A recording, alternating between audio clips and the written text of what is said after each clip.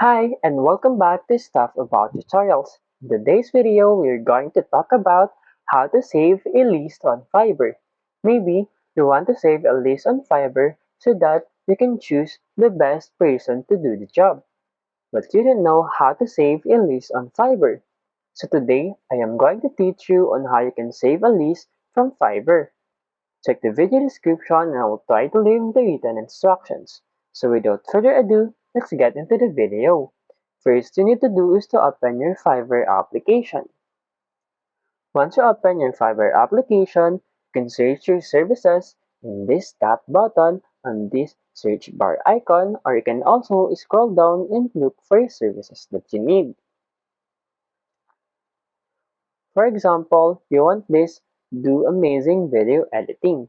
To save this to your list, simply tap on this heart button. And then in here, you can see create a new list.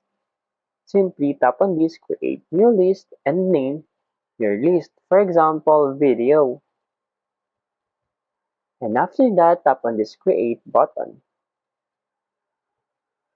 As you can see, you have now the saved list. As you can see, the heart is now color red, and that means you just save that list to your saved list.